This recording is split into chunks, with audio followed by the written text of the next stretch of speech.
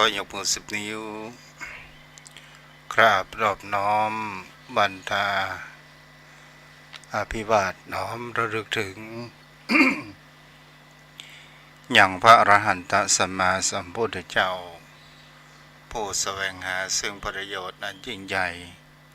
ขอนอบน้อมอย่างพระธรรมคำสอนในศาสนานี้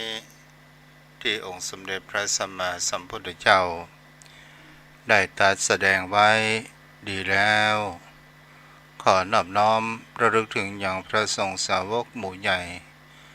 ผู้มีทิฏฐิอันหมดจดระงดงามอันเป็นสุปฏิปันโนโดยเสียงกล่าวของข้าพเจ้าและขอถวายความเคารพนอบน้อมไหวสาไปยังครูบาอาจารย์พระเถระเจ้าพระภิกษุสงฆ์สามเณรพระสังฆาธิการสงฆ์สมณศักดิ์บัณฑิตนักปราชญ์ท่านผู้มีความรู้ทุกรูปทุกตนทุกองค์มาณโอกาสนี้ด้วยความเคารพพระขอเจริญสุขสวัสดีมาอย่างพ่อออกแม่ออกศรัทธาอันมีโยมพ่อโยมแม่พ่อหมอนแม่มนพ่ออุ้ยแม่อุ้ยปีป้าน้าอาท่านผู้ฟังผู้มีบุญทุกท่านที่ติดตามรับฟังธรรมะยามแรงทางสถานีวิทยุเพื่อการศึกษาพระพุทธศาสนาและวัฒนธรรม 104.5 เมกะเฮิรตซ์โดยการส่งลิงก์สัญญาณไปณสถานที่ตั้งสถานีวิทยุพระพุทธศาสนาแห่งนี้ณวัดไฟหินตำบลสุเทพอำเภอเมืองจังหวัดเชียงใหม่โดยความเมตตาธรรมของท่านอาจารย์พระครูสมุวิศวัตรวรกิจโจผู้อำนวยการเปี่ยมร้นไปด้วยแห่งความเมตตาและความมุ่งมั่นในการเผยแผ่ธรรมได้มอบหมายตนตัวของอัตมภาพพระครูไพศาลสุตากรออกได้ดำเนินรายการในการเผยแผ่มาเป็นกู้เป็นกิมกูอูกูจ๋าโยมพ่อโยมแม่ท่านผู้ฟังที่อยู่ทางบ้านวันนี้ก็มาอยู่กับวันพัดที่มีความร่มเย็นมีความเย็นและมีความหนาวซึ่งอุณหภูมินั้นอยู่ที่21 องศาหน้าหนาวนี่ดีน้อยนึงประหยัดยังแห่งก็ว่าค่าไฟค่าน้ำบางท่านบางคนนั้นก็มีการแปะน้ำก่อน บางท่านบางคนก็เอาน้ำหดฝาผนังเนาะก็เป็นสิ่งที่ก็ความหนาวเย็นมันเกิดขึ้นลืมปิดหน้าต่างกันเดียวกันเด้อ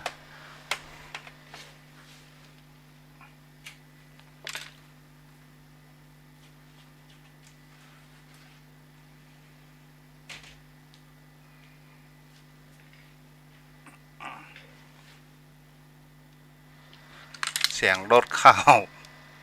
เรียกว่าลืมไม่ยังแปลว่าลืมปิดหน้าต่างเปิดแอร์ก็มาได้เพราะว่าอากาศมันเย็นแล้วเนาะโยมพ่อโยมแม่ท่านผู้ฟังวันนี้เราก็มาอยู่กับกันในวันที่7 เดือนพฤศจิกายนพุทธศักราช2567ก็ได้บอกบุญให้โยมพ่อโยมแม่ท่านผู้ฟังที่ฟังรายการธรรมะยามบ่ายก็ดี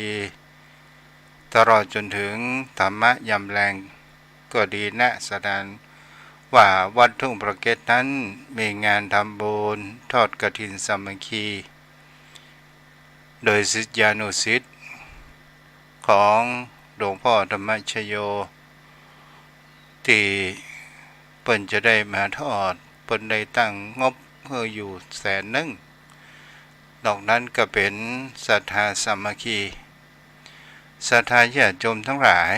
วัดวาอารามนั้นจะมีเงินเข้าในส่วนกลางเพื่อทนุบำรุงวัดวาอาราม ก็มีงานกฐินท่านโยมพ่อโยมแม่จะนักจะน้อยในแต่ละปีเพราะว่าวัดลาดนั้นมันบางครั้งบางคราวก็อยู่ที่แห่งความจู่ที่สิ่งแวดล้อมและความเจริญศรัทธาญาติโยมทั้งหลายแต่นี่ก็เงินส่วนนี้ก็บางวัดก็เอาไว้สร้างศาสนาวัตถุบางวัดบางวาก็เอาไว้เป็นค่าน้ำค่าไฟบางวัดบางวาก็เอาไว้ซื้อเป็นที่ธรณีสงฆ์อย่างวัดทุ่งประเกศนี้ก็จะให้หอมเอาไว้ซื้อที่ดินเพิ่มเติมเป็นที่ธรณีสงฆ์โยมพ่อโยมแม่ท่านใดอยากจะร่วมทำบุญเป็นเจ้าภาพกฐินสามัคคีครั้งนี้ก็ขอเชิญได้เนาะ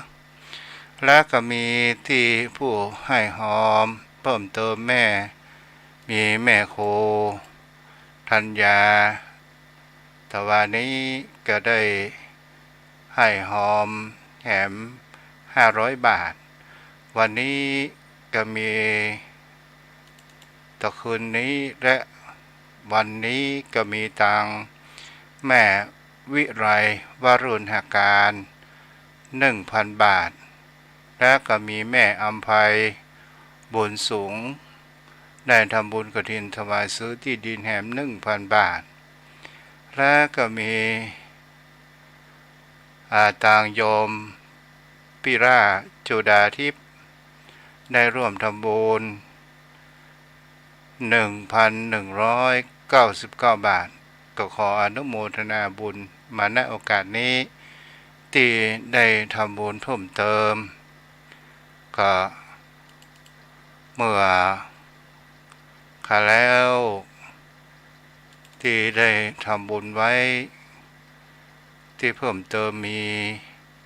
พี่สาวอินทราจำปาเนาะอันนี้ได้ประชาสัมพันธ์อนุโมทนาไปแล้ววันพรุ่งนี้จะสรุปอนุโมทนาครั้งหนึ่งโยมพ่อโยมแม่ท่านผู้ฟังการทานที่อันมีจำกัดก็ถือว่ามีการทานมีเพียงแค่อันเดียวก็คือการทานกฐินสามัคคีตั้งแต่ออกพรรษาจนถึงวันนี่เป็นวันสุดท้าย1 เดือนต่ออันก็ถือว่ามีพระอานิสงส์อันยิ่งใหญ่และเป็นการสืบศาสนาขององค์สมเด็จพระสัมมาสัมพุทธเจ้ามีความยืดยาวนานครบ5,000 พรรษาและเป็นแบบอย่างที่ดีแก่ลูกแก่หลานได้หันวัฒนธรรมและประเพณีถ้าเฮาประทำเฮาไปช่วยกันแล้วมันก็จะเรือนหายและสูญหายไปเหมือนดังประเพณีบางสิ่งบางอย่างกับประเพณีเดือนยี่เปงในรอบแห่มสนามบินนี้บ่สามารถที่จะปล่อยโคมลอยโคมไฟลอยกระทงอย่างได้แล้วมีวัดอาตมาเป็นต้นอย่างนี้เป็นต้นศรัทธาญาติโยมทั้งหลายก็ทางผู้ว่าจังหวัดเชียงใหม่ก็ได้ขอความร่วมมือและออกเป็นคำสั่งก็เลยไม่ได้เล่นเนาะก็เป็นธรรมดาแล้วมันจะสูญหายไปถ้าทั้งรอบนอกนั้นก็คงจะมีอยู่วันนี้ศรัทธาญาติโยมเราก็มาอยู่กับกันในสิ่งที่เราจะมาเพลิดเพลินแห่งกติธรรมเพลิดเพลินไปด้วยแห่งกำอูกำจ๋าเพื่อผ่อนคลายอารมณ์ของเราเพื่อความรู้ธรรมของคนเราก็ตามโยมพ่อโยมแม่อันนี้เป็นเรื่องเล่าโยมพ่อโยมแม่ได้รับฟังกันมีคนชื่อเขียวแล้วทีนี้เนี่ยแกเป็นคนที่มีชอบในการดื่มสุราต่างๆนานาแล้วทีนี้เกิดแห่งคำว่าพญามัจจุราชพญายมได้มาเอาชีวิตไปแล้วตอนที่แกจะจากไปนั้นก็เป็น อย่างกับโบราณแต่ก่อนเพิ่นบ่มียาซีดอะไรหยังและทีนี้เขาก็เอาขวดเหล้าฮื้อพกไปตุยแล้วพญาโยมก็ได้ถามขึ้นว่าโอ้บักเขียวใจไปซื้อเหล้ามาเนี่ยไม่เอามามวนแตะมวนว่าโอ้เป็นสหายกับพญายมเส้นใหญ่ก็เลยบอกเขาว่าโอ้กับวันเวลามนุษย์กับรูปเนี่ยมันบ่เหมือนกันก็ข้าก็ซื้อมานี่แหละมานั่งกินด้วยกันศรัทธาญาติโยมทั้งหลายเขียวนั้นมีอายุเพียงแค่42ปีต้องอันเวลานี้พญายมกินแล้วก็เมาไปเมามาศรัทธาญาติโยมทั้งหลายพญาโยมนั้นก็ได้พอตรวจพอบัญชีด้วยตาลายโอ้บักเขียวเอ็งยังหมดถึงเวลาที่จะตายเถอะเนี่ยอายุคิดถึง442ปีก่อนติ๊กไปกระทำความดีใหม่ศรัทธาญาติโยมทั้งหลายแล้วทีนี้เนี่ยเขียวนักกับปิ๊กมาเข้าสู่ล่างได้มากระทำความดีทีนี้ในเมืองโยมพิบาลก็ยังมีวาระแห่งการเปลี่ยนแปลงพญาโยมเกิดขึ้นและทีนี้พญาโยมคนใหม่นั้นก็ได้มาตรวจพอบัญชีว่าโอ้อันนี้เนี่ยไอ้อย่างมาอยู่บนแตะบนว่า400 ถึง 42 ปีก่อนก็ได้ใช้ยังสมุนนั้นไปพอตรวจพอแล้วเนี่ยพญายมคนก่อนเนี่ยมันเขียนผิดมันเขียนถึง442ปีลองไปตรวจแล้วว่าในมนุษย์มีไผพ้องที่มีอ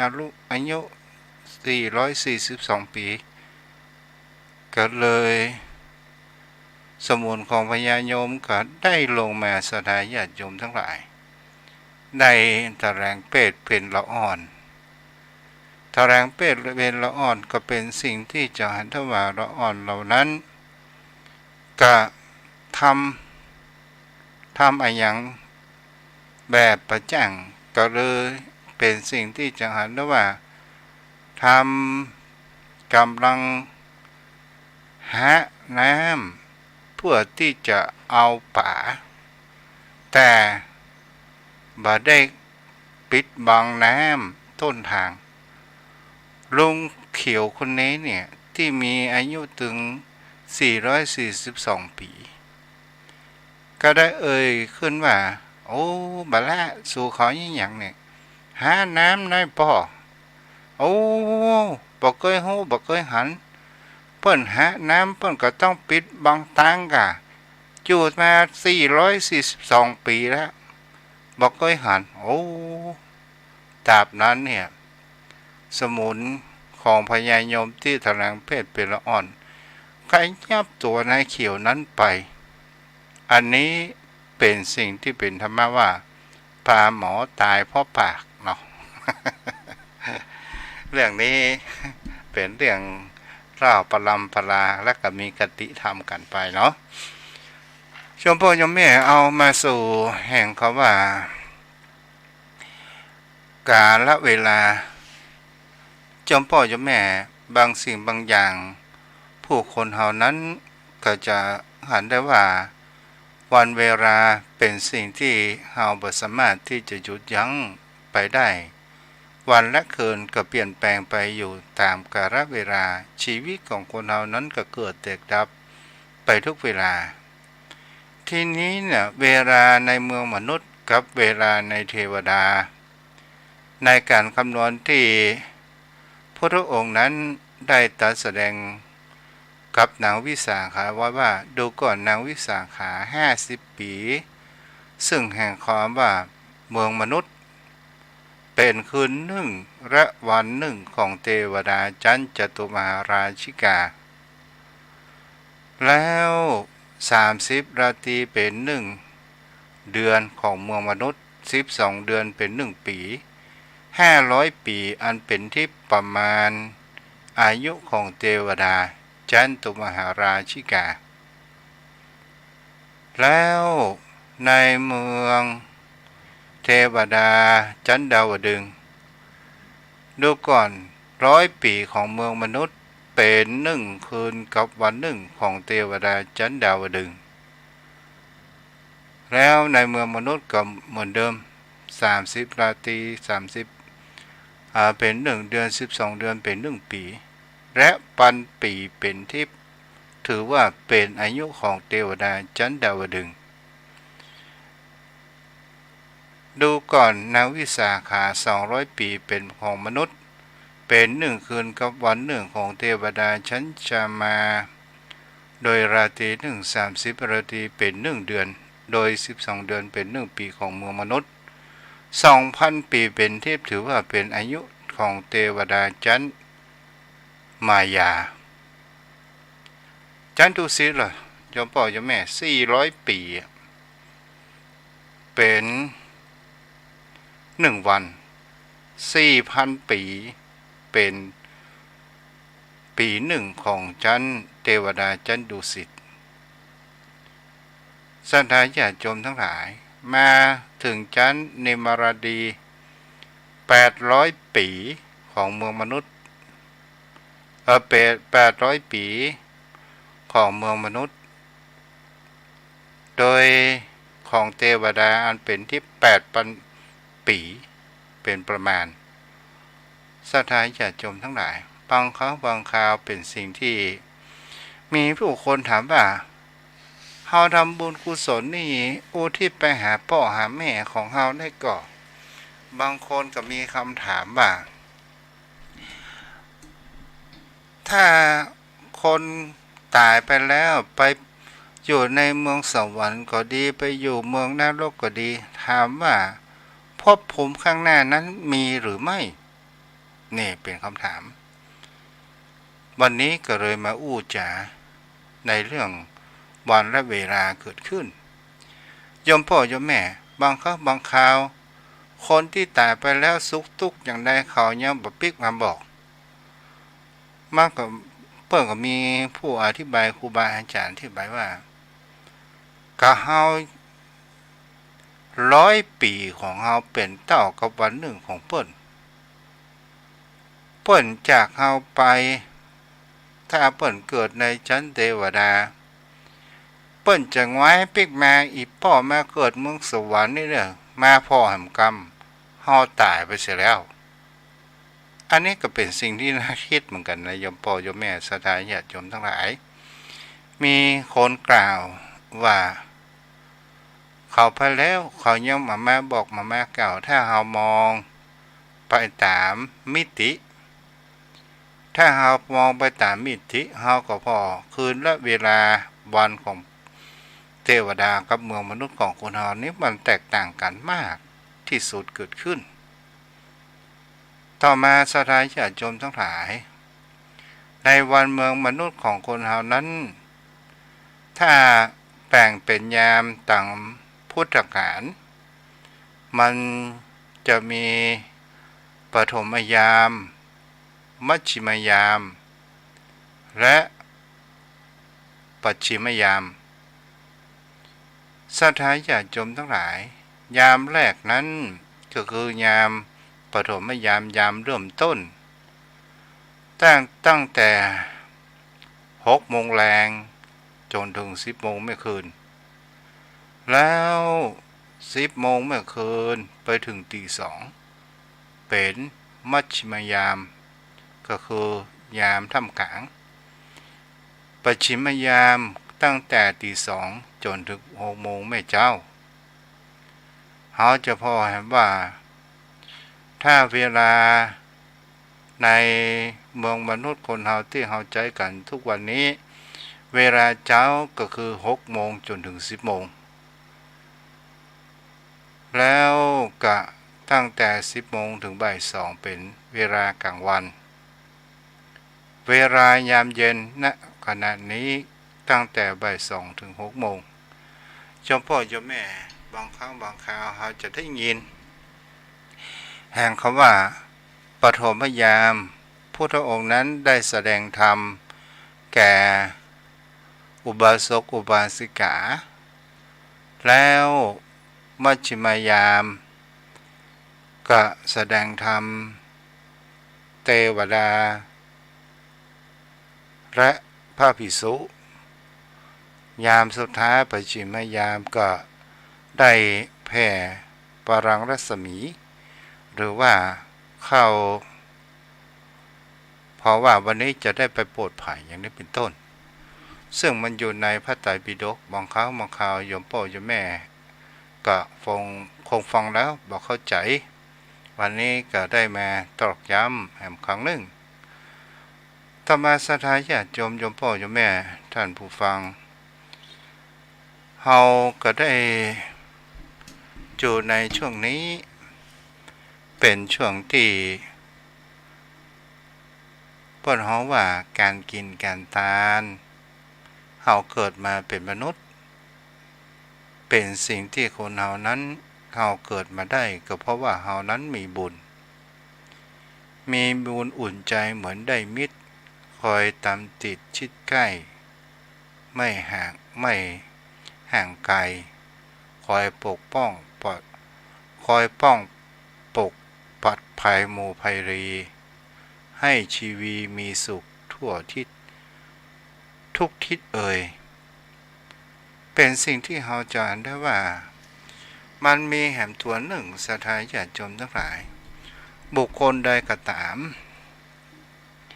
ถ้าเราได้สร้างคุณงามความดีได้ให้ทานด้วยความเต็มใจได้รักษาศีลประพฤติปฏิบัติธรรมถ้าเราทำด้วยเจตนาอันแรงกล้าด้วยเจตนาอันมีความเลื่อมใสอันประกอบไปด้วยแห่งคำว่าปัญญามันมีเจตสิกอันตัวหนึ่งก็คือปิติเจตสิกก็แปลว่าตัวปรุงแต่งปิติก็แปลว่าความเป็นธรรมชาติที่มีความอิ่มเอิบความดีใจความปลื้มใจมีความประโมทเรียกว่าปิติเจตสิกเกิดขึ้น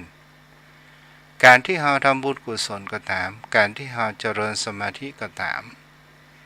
ปิติตัวนี้เนี่ยมันจะเกิดขึ้นในจิตใจของตนตัวของคนเฮาอย่างครับโยมพ่อโยมแม่ท่านใดได้เป็นประธานเจ้าภาพทอดกฐินสามัคคีเฮาจะเห็นได้ว่าเฮาจะมีปิติตั้งแต่เฮาเริ่มต้นเฮาจะเห็นได้ว่าเฮาได้สร้างบุญกุศลอันยิ่งใหญ่ครั้งหนึ่งในชีวิตเฮาได้เป็นประธานองค์กฐินสามัคคีและเฮาได้ถวายเฮาก็ลองดูว่าในวันที่ก่อนที่เฮาจะทานนั้นเฮาก็จะต้องเสบียงเฮาหันผ้าไตรจีวรที่เฮาจะเอาเป็นผ้าไตรเอกที่เฮาจะทอดผ้ากฐินนั้นเฮาหันแล้วก็มีความปิติยินดีนั้นเกิดขึ้นตลอดจนถึงบริวารและเฮาก็เชิญชวนกับญาติมิตรญาติพี่น้องของคนเฮาที่อยู่ห่างไกลเฮาบ่เคยได้พบได้หันกันเพราะว่าในชีวิตประจำวันต่างคนต่างไปต่างคนต่างหากินหาว่าและเฮามาร่วมสามัคคีอันเป็นแห่งคำว่ากฐินสามัคคีวงตระกูลก็ตามหรือชักจูงเพื่อนมิตรก็ตามเมื่อเปิดมาแล้วเฮาจะหันเป็นสิ่งที่อ่านแล้วมีความปิติมีความปราบปลื้มยินดีอันนี้ก็เรียกว่าปิติที่อันเกิดการปรุงแต่งของเจตสิกนั้นเกิดขึ้นลักษณะของปิตินั้นมีอย่างพ้องโยมพ่อโยมแม่ทุกขกาปิติเล็กน้อยอันเกิดขึ้นครั้งเดียวและดับไปทำให้คนเฮานั้นขนลุกขุนชันโยมพ่อโยมแม่เฮาก็จะเห็นได้ว่าบางครั้งบางคราวมีไขมาอู้มาจ๋ามาอู้ กับสถาญาติโยมพ่อโยมแม่มาบอกผมว่าโอ้ยเอาไปทำบุญกันไปวัดนั้นเปิ่นทุกข์เปิ่นยากสถาญาติโยมก็มีน้อยเฮาได้ยินเสียงประการเช่นนี้เฮามีความเต็มใจและเฮาจะเห็นได้ว่าคนคิงนั้นกับลูกเกิดขึ้นมันเกิดแป๊บเดียวตลอดจนถึงมีบุคคลมาอู้ถึงบรรพบุรุษของบุคคลเหล่านี้ที่จากไปเพราะว่าเขานั้นเป็นผู้มีคุณได้สอนได้อบรมของตนตัวของเขาเคยอยู่ชิดใกล้มีคนอู้แล้วจะเห็นว่าคนคิงตนของเขานั้นลุกก็ด้วยความซาบซึ้งแห่งคำสอนของท่านต่อมาสถาญาติโยมทั้งหลายคัตนิกาปิติชั่วคณะเกิดขึ้นเหมือนกับสายฟ้าแลบเป็นรักษาเป็นคณะไปหมายถึงว่าเกิดแล้วดับเกิดแล้วดับเหมือนสายฟ้าแลบเกิดขึ้นอันนี้ก็เป็นสิ่งที่เราจะหันทั้งว่าปิติที่มีความตื่นอกปัญใจมีความตื่นอกตันใจนั้นก่อให้ความอิ่มเอิบและมีแห่งความว่าเมตตาต่างๆนานานั้นเกิดขึ้นต่อมาปิติต่อมาซึ่งมันมีอยู่5ปิติด้วยกันในลักษณะของมันโอกาคันติกาปิติทราบซ่านซึมซาบเกิดขึ้นในร่างกายแล้วแผ่กระจายไปเหมือนดังขึ้นกระทบฝั่งของมหาสมุทรนี้ก็คือหมายถึงว่ามันถะถมเข้ามาปิติเรามีความอิ่มอกอิ่มใจเกิดขึ้นไม่อยากเข้าอยากน้ำไอ้ยังหันแล้วโอ้ใครเขาได้ไอ้ยังก็จะเอาหมดสถาญาติโยมทั้งหลายอย่างนี้เป็นต้นโอเพงคาปิติมีกำลังสามารถอย่างร่างกายของเรานั้นมีจิตใจที่ฟูเกิดขึ้นแล้วลอยในอากาศเหมือนกับเราได้นั่งสมาธิ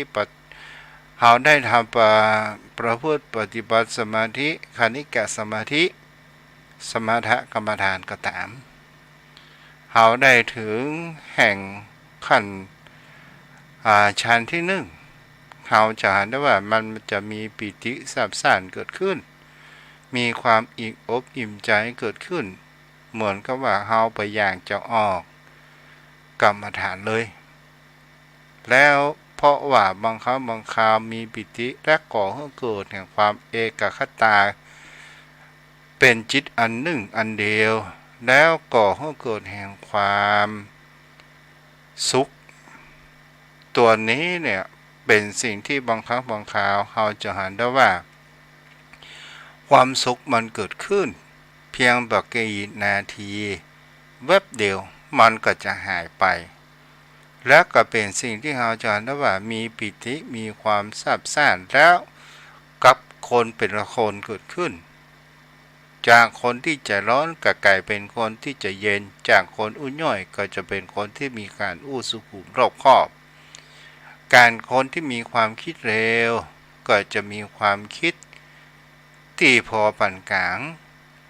บ่ใจง่ายบ่รีบด่วนอย่างนี้เป็นต้นต่อมาก็คือภารณาปิ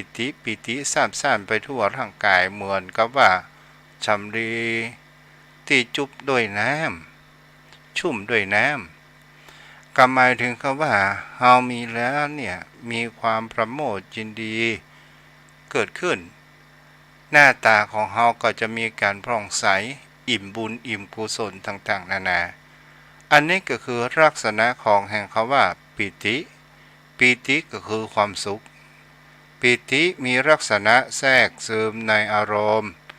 แต่สุขนั้นมีลักษณะคือมีการได้ลดแห่งอารมณ์เปรียบเสมือนกับคนเดินทางไกลเหนื่อยล้าเมื่อหันน้ำมีปิติเกิดขึ้น ทั้งที่ยังไม่ได้ดื่มได้กินเตื้อเฮาหารน้ำแล้วเฮาก็มีความทราบมีความปลื้มปิติแช่มชื่นเกิดขึ้นด้วยความยินดีเมื่อเฮาได้กินแล้วเหมือนกับว่าเฮานั้นได้ชมรมร่างกายของคนเฮาเกิดมีความสุขยิ่งกว่าเก่าอันนี้ก็เรียกว่าปิติเนาะอนุโมทนากับป่อนานอินสมตัวเด้อป่อนานเจ็ดสีที่ได้ร่วมทำบุญขออนุโมทนาบุญตัวเนาะอะไรโยมพ่อโยมแม่ท่านผู้ฟังวันนี้ก็เอาไว้คงจะอี้เนาะต่อไปก็จะได้สนทนากับป่อนานสายันวันนี้ท่านผู้ฟังที่อยู่ต่างบ้านมีตังพ่อแม่ครูธัญญาป่อนานกำพลดวงดีเนาะแล้วก็เดี๋ยวอุจจากับป่อนานคำเด้อถ้าฟังธรรมะล้วนๆถ้าบ่มีน้ำก็คงจะฝืดหน่อยเนาะกับฟังไป โยมพ่อโยมแม่การทำบุญตันกฐินสามัคคีเด้อใครจะร่วมทำบุญก็เชิญได้เนาะพ่อไหนมาแล้วเนาะครับแทบใจไวสาในเมตตาบารมีธรรมท่านพระคุณเจ้าด้วยความเคารพอย่างสูงยิ่งครับท่านเจ้าครับเจ้าโอ้แม่ทองคำแบบฝนตกเฮ้ก็ตกแนวเหมือนกันนะเนาะเป็นอย่างนั้นนะท่านพระคุณเจ้านี่ก็ฝนอ้อยแม่เจ้าก็อ้อยแล้วก็หนาวอากาศเย็นบดลาวหนาวห่อครับมันถึงกาลเวลาของเพิ่นและท่านพระคุณเจ้ามันก็เป็นฝนหาเย็นแล้วครับเข้าฤดูหนาวแล้วประเดี๋ยวนี้พ่อนานจะมีการมีงานทำอะไรเนี่ยเป็นงานเนี่ยท่านพระคุณเจ้าคนเท่าตักแดดเก้ากับผมก็เดาใจท่านเจ้าต้องไปสุมาเตะต้องไปอยู่ตั้งเหนือว่านะที่เป็นเย็นๆนะครับท่านหนาวล้ำไปก็อินดูเพิ่นเหมือนกันคนเท่าหนาวกัดนี่มันเย็นเข้ากระดูกกระเดี่ยวเลยเนาะเข้าในกระดูกท่านพระคุณเจ้าหมดมือเกี่ยวเย็นเลือดลมเฮามันอ่อนเนาะท่านพระคุณเจ้าเดี๋ยวอากาศมันสุดตรงเนาะร้อนจัดก็หนาวเกินร้อนก็ร้อนจัดฝนตกก็ตกหนักขนาดเหมือนฟ้าหัวฝนตกบาเดียวท่านพระคุณเจ้ามันตกหนักแล้วก็เม็ดใหญ่ครับวันนี้มันลง21 องศานะลงโวยท่านเจ้าตั้งแต่ตะวันวันนี้หนาวกว่าแล้วครับเริ่มคงจะหนาวไปเรื่อยๆแล้วท่านพระคุณเจ้าครับเจ้าวันนี้เอามาอู้เรื่องปิติกันเพราะนั้นไว้สาครับปิติเนี่ยเป็นสิ่งที่มีความก่อให้เกิดความอิ่มอกอิ่มใจปิติกับสุขนี่มันต่างกันเนาะครับมันเหมือนท่านเจ้าว่านะว่าปิตินี่มันก็เกิดใกล้ๆกันมันเกิดติดต่อกันเมื่อเฮากินข้าวที่ข้าวเฮากินแล้วก็ลำแล้วก็มันก็อิ่มก็มีความสุขท่านพระคุณเจ้าเมื่อเฮามีปิติแล้วเอาได้รับความเบิกบานเอามีความชุ่มชื่นสบายอกสบายใจและความสุขมันก็โตยมาทำให้เฮา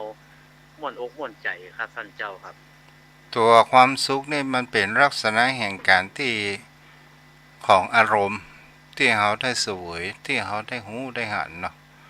เป็นผลของมันเนาะท่านเจ้าเป็นผลของมันได้เสวยอารมณ์แห่งความสุขปิตินี่มีความปราบปลื้มปิติตัวนี้มันก่อให้เกิดแห่งความอิ่มอกอิ่มใจบางคราวลืมกินข้าวก็มีนะเพราะนั้นโอ้มันเป็นความจริงเนี่ยท่านพระคุณเจ้าคือเมื่อปิติยินดีเข้าในจิตในใจเฮาแล้วมันอิ่มเอิบมันไม่อยากเข้าอยากน้ำหยังมันอิ่มครับที่เพิ่นว่าอิ่มบุญอิ่มทิพย์นะครับคือมันม่วนอกม่วนใจมันตื้นอกตันใจท่านเจ้าแล้วบ่ทำให้เฮาหิวบ่ทำให้เฮาอยากเฮายังเสวยอารมณ์แห่งปิติอยู่ครับมันเกิดความสุขขึ้น ดังนั้นก็ทำให้จิตใจเฮาเบิกบานม่วนอกม่วนใจครับนี่ก็เป็นสิ่งที่เราจะได้เพราะนั้นแล้วมาอู้ถึงเรื่องเวลาที่อยู่ในพระสูตรในพระไตรปิฎกเนี่ยเวลานี่เป็นสิ่งที่เราจะได้ว่าบางครั้งบางคราวก็มีคนมาถามว่าเฮาบางคนที่เขาตายไปแล้วมาบอกว่าเเฮาสุขสบายหรือบ่สุขหรือว่าทุกข์เขาบ่ได้ปิกมาบอกถ้าเฮาพอเวลาเนี่ยเวลาของมนุษย์กับเทวดามันบ่เหมือนกันเพราะนั้นเนาะครับผมก็ได้ยินในปัญหาของพระนาคเษนที่สนทนาธรรมกับพระเจ้ามิลินทะที่ท่านเจ้าได้อธิบายเบื้องต้นและแห่งประกาศหนึ่งเพื่อว่าคนตกมรณะ6นี่อย่างถ้าโป้นไปแล้วอย่างมาบอกมากล่าวว่ามันอยู่สุขสบายอย่างใดเพื่อนก็เหมือนกับว่าคนที่ตกไปอยู่ในถังของงูดของขูดเมื่อขึ้นจากถังงูดขูดแล้วก็ล้างทำความสะอาดอย่างจนดีแล้วก็บ่อยากจะตกไปในที่เดิมแหมก็เหมือนกับคนที่ตกนรกแล้วครับที่ว่าปิกมาบอกคือคนที่ตกนรกว่าเขาได้อยู่สุขสบายได้พ้นทุกข์พ้นอย่างแล้วเพิ่นก็ได้อธิบายว่าจะปิกไปบอกเขาอย่างแหมเอาโป้นไปแล้วจะลงไปบอกคือเขาก็เหมือนกับไปเปื้อนมูดพูดเหมือนเก่าเหมือนเดิมเลยท่านเจ้าครับเจ้าเนาะแล้วก็ที่ท่านเจ้าอธิบายว่าเวลามันต่างกันก็เก้าของผมก็ได้ยินเช่นนั้นครับเพราะว่าโอ้ก็ปิกไปแล้วมันบ่มีแล้วมันเวลาในโลกมนุษย์มันเวลาในสวรรค์วันหนึ่งมันเก็บจะเป็น100 ปีของโลกมนุษย์เพียวปิกมามันมีสักคนละมันไปแล้วเหมือนกับนางอย่างเทพอักษรที่เก็บดอกไม้ท่านเจ้าที่พระเลิศตกมาแล้วก็ถึงแก่จุติหรือว่าตายเคลื่อนเนาะเคลื่อนเล่ามาเกิดในโลกมนุษย์มาบางเกิดอยู่ในมนุษย์ก็มีลูกไป3ไป4แล้วก็ถึงแก่ชีวิตแล้วก็ปิกไปชั้นดาวดึงส์แล้วกันเนาะดูซิว่าดาวดึงส์เนี่ยครับดูเหมือนจะเป็นดาวดึงส์นะท่านเจ้าว่าโหปิกไปแล้วก็ไปพบสามีเก่าเดิมอยู่สามีเก่าที่เป็นเทวดาเขาบอกโอ้เธอไปที่ไหนมาเนี่ยเสาะหาอย่าไปเกิงวันไว้เนาะโอ้ก็มาขึ้นว่าเกิงวันในสวรรค์โอ้โลกมนุษย์มาอยู่โอ้โธ่พอมีลูกมีเต้าพออายุเป็น60-70แล้วท่านเจ้าครับเวลามันต่างคาดเคลื่อนกันท่านเจ้าปันปีติบของสวรรค์ถ้าเพิ่นว่าอัฏฐกถาจารย์ว่าถ้าหลงอยู่ในสักขะคือโทษของสวรรค์ทำให้ลืมพระไตรลักษณ์เพื่อบ่ได้รู้ถึงทางหลุดพ้นต้องเนกขัมมะได้ออกบวชและถึงจะรู้อาทินกถาที่ว่ารู้โทษของกามนะครับถ้าโปนจากสวรรค์ไปแล้วถ้าออกบวชบรรลุถึงนิพพานก็จะเป็นทางที่สำเร็จในชีวิตของบุคคลนั้นๆโอ้ถึงว่าภพภูมิเทวดานี่มันจะมีความเพลิดเพลินนักเนาะมันเหมือนนักมันลืมท่านเจ้าเนาะมันลืมไปลืมการปฏิบัติลืมสิ่งที่จะทำให้หลุดพ้นเพราะว่าในสวรรค์ที่เปิ้นพัฒนาไว้มันเป็นการอิ่มทิพย์เป็นเนรมิตบ่ได้เนี่ยให้ใส่นาบ่ได้กระทำกสิกรรมหยังนึกปรารถนาใดก็ได้อันนั้นแล้วก็ร่างกายก็ละเอียดกว่ามนุษย์บ่มีกลิ่นเหม็นมีกลิ่นหอมแล้วก็ร่างกายตัวก็บ่มีเฒ่าบ่มีชราอยู่อย่างอั้นความงดงามเดี่ยวผิวพรรณวรรณะเป็นเช่นนั้นตลอดเลยท่านเจ้าครับไว้สาครับก็เป็นสิ่งที่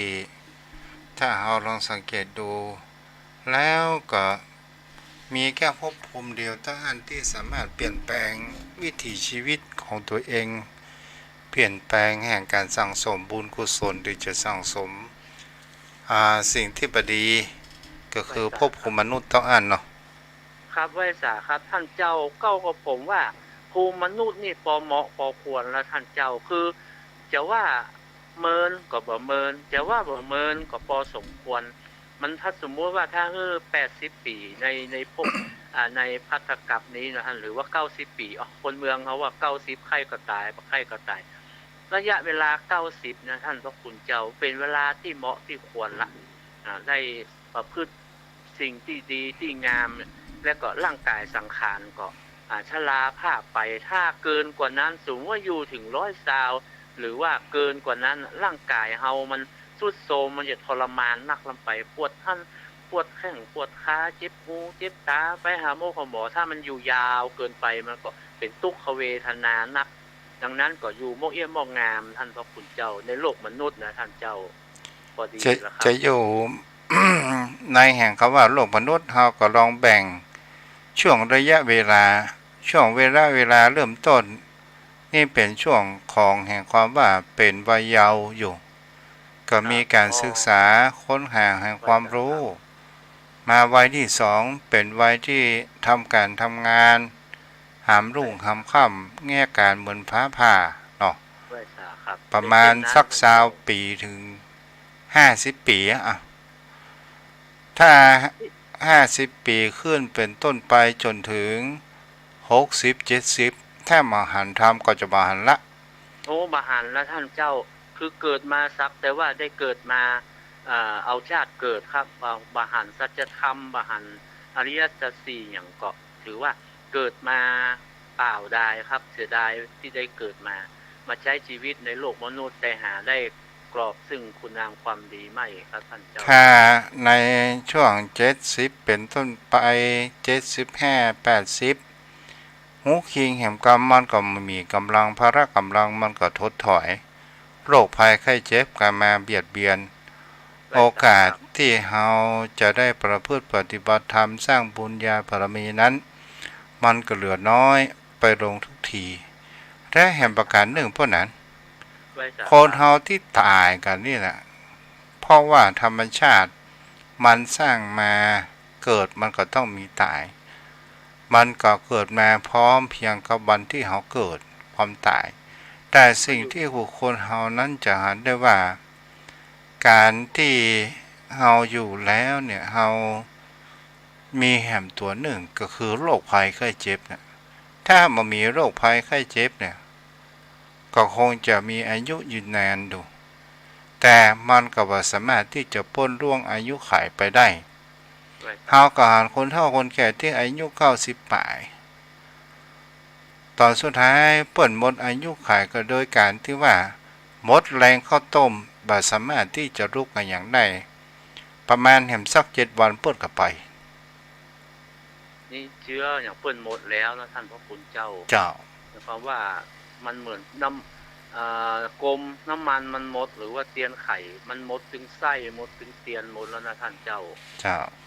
แต่ว่ามันก็เป็นสัจธรรมนะท่านเจ้าว่ามันจะได้มันก็ต้องตายอ่ะมันจะตายในช่วงไหนเวลาใดนะที่ว่ามันเป็นอนิมิตระบ่สามารถจะกำหนดรู้ได้แต่ว่ามันเกิดขึ้นมาพร้อมกับความเกิดของเฮาเมื่อมีความเกิดแล้วก็มันก็มีความแก่เข้ามาในตัวเฮาแล้วก็ตายโรคภัยไข้เจ็บมันอยู่พร้อมๆกันแต่มันมาแสดงอาการว่าท่านเจ้าครับมีอยู่ในตัวของเฮานี่โมดแล้วถ้ามันว่าแสดงอาการออกมาแล้วมันก็บั่นทอนสุขภาพร่างกายเฮาที่มาพร้อมกับความแก่และมันก็ถึงการตายในที่สุดแต่ก็ผมว่ามันยุติธรรมดีท่านเจ้าเกิดเท่าไรก็ตายหมดนะเพราะว่ามันต้องไผได้ค้างหมดละบอกว่าจะเป็นยาจกบอกว่าจะเป็นเศรษฐีมหาเศรษฐีก็ต้องตายเหมือนกันทุกคนเอาอย่างไปได้สักอย่างเหมือนกับมาเปล่าก็ไปเปล่าท่านพระคุณเจ้ายุติธรรมดีครับท่านเจ้าครับเจ้าแท้ที่จริงแล้วเป็นสิ่งที่จะเห็นว่าธรรมชาติมันก็เป็นไปเช่นนี้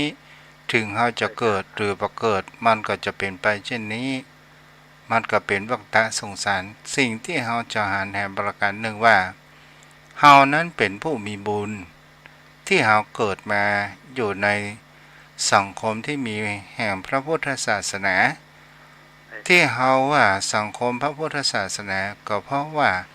เฮาอยู่อย่างร่มเย็นด้วยมีแห่งคำว่าศีลธรรมเกิดขึ้นถ้าเฮาเกิดไปอยู่ในประเทศอื่นๆที่มีสงครามนั่นก็ถือว่าบุญน้อยเนาะพ่อนั่นเนาะโอ้นั่นถือว่าเป็นผู้ที่มีบุญน้อยครับ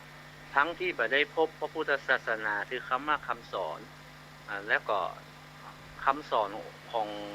องค์สมเด็จพระสัมมาสัมพุทธเจ้ากว่าที่พระองค์จะได้อุบัติขึ้นมานะครับมันยากแสนยากท่านเจ้า2,500 กว่าปียังบ่มีไผที่เกิดเป็นพุทธเจ้าในพัทธกัปนี้มาแทนเจ้าชายสิทธัตถะหรือว่าสมณะโคดมของเฮาเนี่ยครับยังรอไปอยู่แต่ 2,500 กว่าปีน่ะยังมีองค์เดียวอยู่นะท่านเจ้าครับเจ้าอนุโมทนาเด้อพ่อนั่นเด้อครับขอกราบแต่ใส่ไว้3เมตตาธรรมท่านเจ้าครับคือน้ำธรรมคำสอนเป็นประทีปส่องทางเดินดำเนินชีวิตอย่างคือคติธรรมกับญาติธรรมทุกคนนะครับขอกราบไว้สาด้วยความเคารพยิ่งขอพระคุณครับท่านญาติธรรมกัลยาณมิตรทุกท่านที่ได้ฟังธรรมะพร้อมๆกันนะครับก็ขอทุกท่านได้รู้ธรรมถึงธรรมได้บรรลุธรรมไปพร้อมๆกันครับขอบพระคุณครับสวัสดีครับอนุโมทนาบุญเด้อเอาล่ะยมพ่อยมแม่ที่อยู่ทางบ้านไผจะโทรมาอู้จ๋ากันได้โทรมาได้เด้อที่เบอร์โทร063163163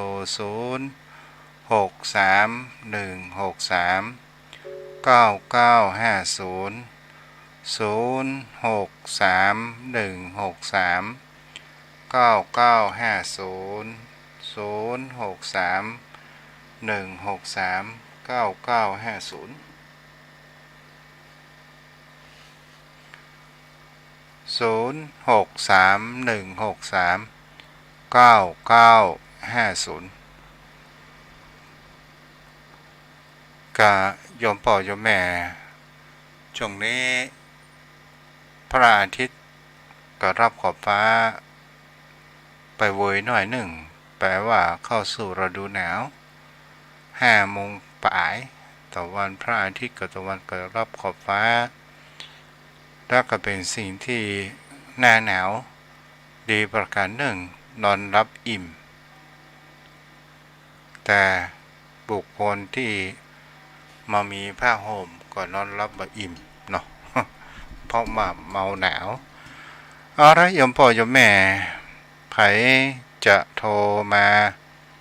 ก็โทรมาได้เด้อที่เบอร์โทรวัน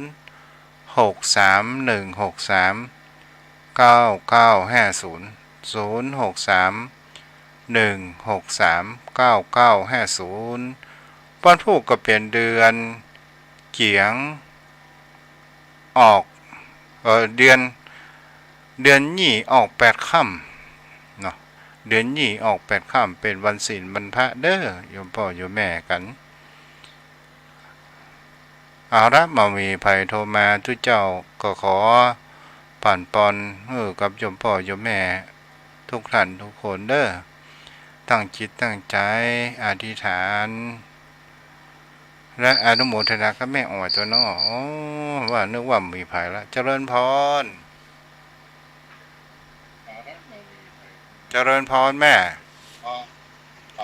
แม่ปิดวิทยุก่อนฮัลโหลจ้า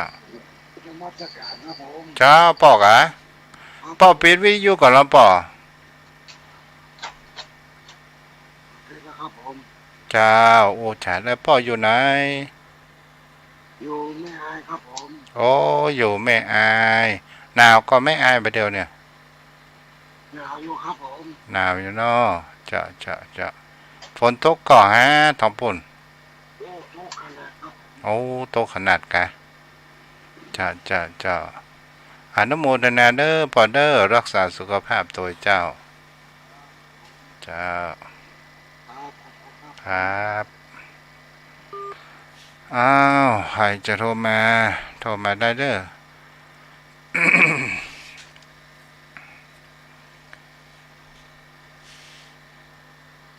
0631639950 0631639950 เอาละมันมีภัยจะปิดสายแล้วเนาะ ต่อไปตั้งจิตตั้งใจอธิษฐานรับปอนเด้อโยมพ่อโยมแม่ท่านผู้ฟัง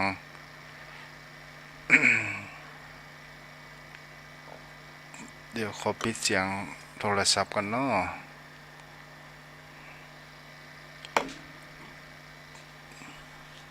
ตั้งจิตเป็นสมาธิ